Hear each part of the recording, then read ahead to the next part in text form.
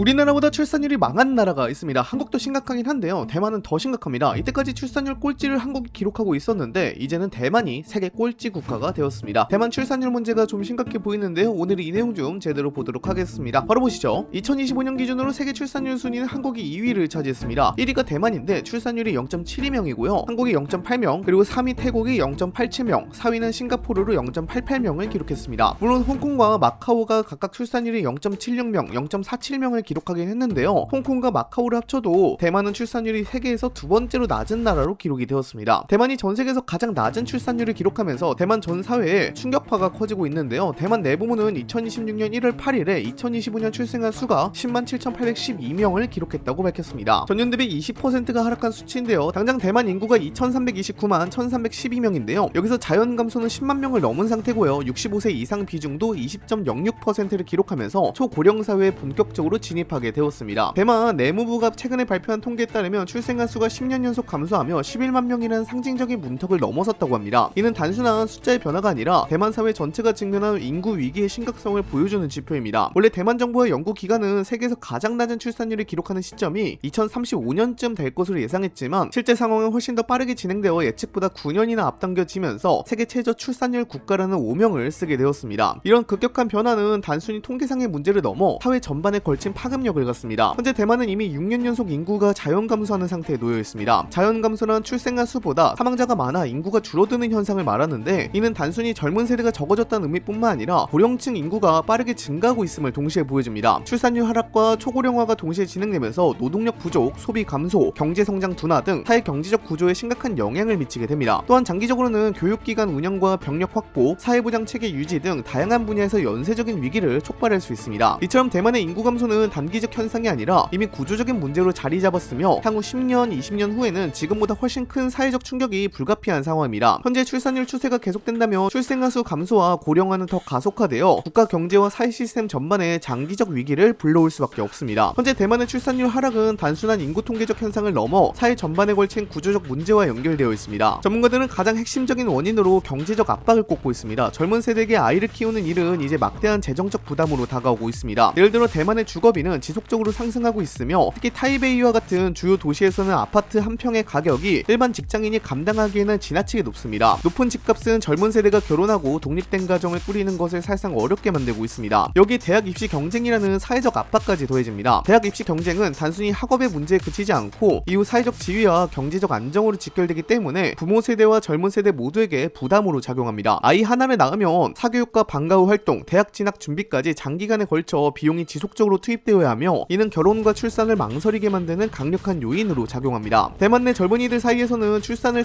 사랭이에 비유하는 말까지 등장할 정도로 심리적 압박이 강합니다. 단순한 돈의 문제가 아니라 출산과 양육으로 인한 삶의 질 저하, 경력 단절, 사회적 경쟁에서의 불이익 등이 동시에 고려되면서 출산 자체가 부담으로 다가옵니다. 월급 구조나 부동산 가격이 개선되지 않는 한 아무리 정부가 출산 장려 정책을 내놓아도 실질적 효과를 거두기 어렵다는 비관적인 시각이 강하게 퍼지고 있습니다. 동아시아 국가들, 특히 한국, 일본, 홍콩, 싱가포르, 마카오, 대만과 같은 곳에서 저출산 문제가 집중적으로 나타나는 것도 우연이 아닙니다. 이 지역들은 공통적으로 높은 주거비와 교육비 부담이 젊은 세대를 압박하는 구조로 되어 있습니다. 예를 들어 평당 집값이 세계적으로 높은 도시에서는 독립된 가정을 꾸리는데 필요한 초기 자본이 지나치게 크기 때문에 젊은 세대가 결혼과 출산을 늦추거나 포기하게 됩니다. 동시에 교육열이 매우 높은 문화적 배경도 출산율 저하에 영향을 미칩니다. 한 아이에게 부모가 투입해야 하는 사교육비가 막대하며, 이는 단순히 학원비를 넘어 개인 과외, 특기 교육, 방과 후 활동 등 장기간 지속되는 비용을 포함합니다. 경제적으로 준비되지 않은 상황에서는 출산 자체를 선택하기 어렵습니다. 이 모든 사회적, 경제적 압박이 겹치면서 대만에서는 출산을 포기하는 문화가 확산하고 있습니다. 단순한 개인의 선택이 아니라 사회 구조가 만든 현실적인 결과라고 볼 수 있습니다. 젊은이들은 결혼과 출산을 선택해야 함으로써 감수해야 하는 경제적, 사회적 부담이 너무 크기 때문에 출산 자체를 회피하게 되고, 이는 국가의 인구 구조와 장기적 경제 안정성에도 심각한 영향을 미칠 수 있습니다. 이러한 상황이 계속된다면 단순히 출생아 수 감소에 그치지 않고 노동력 부족과 초고령 사회 진입 가속, 사회보장 체계 부담 증가, 교육 및 부동산 시장 변화 등 다양한 문제를 불러오게 됩니다. 결국 출산율 문제는 대만 사회 전체가 직면한 구조적 위기로 개인의 선택을 넘어서 국가적 대응이 필요한 단계에 도달한 상황입니다. 대만은 부랴부랴 2026년부터 출산 한 명당 10만 대만 달러, 하나로 457만 원 정도를 지급하기로 했지만요, 대만 내부에서는 최소 300만 대만 달러, 하나로 1억 3,722만 원 정도는 지급해야지 실질적인 효과가 발생할 것이라고 말하기도 했습니다. 더불어서 출산 보조금뿐만 아니라 시험관 아기 시술 지원, 의료적 치료 목적의 정자, 난자 동결 시술 등의 보조금도 같이 확대한다고 합니다. 하지만 이게 쉽게 해결되지는 않고 있죠. 한국 같은 경우에는 이제 출산율 반등 흐름을 보이고 있는데요. 국회 예산정책처에 따르면 2025년 합계 출산율은 0.8명으로 출생아 수는 25만 4천 명을 기록하였습니다. 물론 OECD 회원국의 출산율인 1.43명을 비교하면 여전히 크게 낮은 수치긴 하지만요. 그런데도 다시 반등하고 있는 모양새입니다. 원래는 0.75명이었는데 0.8명으로 늘어난 겁니다. 현재 대만은 저출산으로 인한 사회적 충격이 매우 크게 나타나고 있습니다. 이미 2024년 한 해만 해도 대학교 4곳이 폐교하는 상황이 발생했으며 대만 사립학교 교원연합회의 우춘청 회장은 현재 사립대 103곳 중 40곳에서 50곳 정도가 향후 폐교 위기에 직면할 수 있다는 경고를 내놓았습니다. 출산율 하락이 대학만의 문제로 그치지 않고 고등학교에도 심각한 영향을 미치고 있다는 점이 문제의 심각성을 더하고 있습니다. 2038년이 되면 사립고등학교 학생 수가 3만 명 미만으로 감소할 것으로 예상되며 이에 따라 최소 50곳 이상의 사립고등학교가 문을 닫을 위험에 처할 수 있다는 전망도 나오고 있습니다. 교육 문제와 맞물려 군사 문제도 대만 사회를 긴장시키고 있습니다. 출산율 감소가 심각해지면서 병력 확보에 대한 우려가 점점 커지고 있으며 일부에서는 여성 징병제 도입까지 논의될 정도입니다. 전통적으로 남성 중심의 병역 의무만으로 군사력을 유지해온 상황에서 젊은 남성 인구가 급격히 줄어드는 현실은 국방력 유지에 직접적인 위협이 되고 있습니다. 출산율 저하로 인해 장기적으로 병력 규모가 축소되면 군사훈련의 질과 병력 충원 능력에도 영향을 미칠 수밖에 없고 이는 국가안보에도 심각한 변수로 작용하게 됩니다. 대만 사회 전체가 저출산의 충격 속에서 교육과 국방, 노동시장 구조까지 연쇄적으로 영향받는 상황입니다. 젊은 인구가 줄어드는 현상은 학교와 대학의 운영에 직접적인 타격을 주고 향후 인력과 경제활동에도 큰 부담을 주며 동시에 국가방위와 병력 유지에도 구조적 문제를 불러오고 있습니다. 이러한 상황에서 대만 사회가 단순한 출산 장려 정책만으로 문제를 해결하기는 어렵고 근본적인 인구 구조 재편과 사회 시스템 전반의 변화 없이는 장기적 위기에서 벗어나기 힘들다는 경고가 나오고 있습니다. 대만 정부가 내놓은 출산 장려 정책은 현금 지원 중심으로 이루어져 있지만 현실적으로 젊은 세대가 체감하는 부담을 해결하기에는 턱없이 부족한 수준입니다. 2026년부터 출산 한 명당 10만 대만 달러, 하나로 약 457만 원 정도를 지급한다고 하지만 실제로 대만 타이베이와 같은 주요 도시에서 아이를 키우면서 집값, 사교육비, 생활비를 감당하려면 이 금액은 초기 비용 부담의 극히 일부에 불과합니다. 단순 현금 지원만으로는 출산율 반등 효과가 제한적이라는 지적이 나오고 있는 이유입니다. 전문가들은 출산 장려 정책이 실효를 거두려면 단기적인 현금 지원을 넘어 장기적이고 구조적인 개혁이 필수적이라고 강조합니다. 예를 들어 육아휴직 제도를 확대하고 육아휴직 사용 시 불이익이 없도록 법적, 제도적 장치를 강화하며 근로 환경을 개선해 맞벌이가 안정적으로 가능하게 합니다. 또한 젊은 세대가 독립된 가정을 꾸릴 수 있도록 주거 지원 정책을 강화하고 공교육과 사교육 비용 격차를 줄이는 정책, 보육시설 확대, 의료 서비스 접근성 개선 등 사회 전반적인 시스템 변화를 함께 추진해야 실질적인 효과가 나타날 수 있습니다. 미래를 전망해보면 현재와 같은 저출산 추세가 계속될 경우 대만 사회는 장기적으로 극심한 인구 구조 변화를 겪게 됩니다. 10년, 20년 뒤 생산 가능 인구는 급격히 감소하고 초고령 사회로의 진입 속도는 더 빨라질 것입니다. 예를 들어 2035년경이면 생산 가능 인구가 지금보다 약 30% 이상 줄어들 것으로 예상되며 이에 따라 경제 성장률은 둔화하고 사회 보장 체계는 극심한 압박을 받게 됩니다. 연금과 의료 서비스에 대한 부담이 급증하면서 정부 재정은 한층 긴축될 수밖에 없고 노동력 부족은 산업 전반에 걸쳐 구조적 문제를 일으킬 것입니다. 특히 군사력 유지에도 직접적인 영향을 미치게 되며 젊은 남성 인구 감소는 장기적으로 병력 충원과 군사훈련의 질 저하로 이어질 수 있어 국가안보에도 변수로 작용하게 됩니다. 이러한 미래 시나리오는 단순히 출산율 수치 변화로 끝나는 문제가 아니라 경제, 사회, 국방까지 이어지는 연쇄적 위기를 예고합니다. 단기적인 정책만으로는 해결하기 어렵고 장기적 관점에서 구조적 개혁과 사회 시스템 전반의 변화가 동시에 이루어져야만 대만 사회가 장기적 인구 위기에서 벗어날 수 있는 기반을 마련할 수 있습니다. 정부의 현금 지원과 보조금 확대뿐만 아니라 근로환경, 주거 안정, 육아, 교육 시스템 전반을 재정비하는 종합적 접근이 지금보다 훨씬 시급하게 요구되고 있습니다. 현재 한국보다 망해버린 대만의 출산율 상황, 여러분들은 어떻게 생각하시나요? 댓글로도 작성해주시기 바랍니다. 이상 영상 마치도록 하겠습니다. 감사합니다.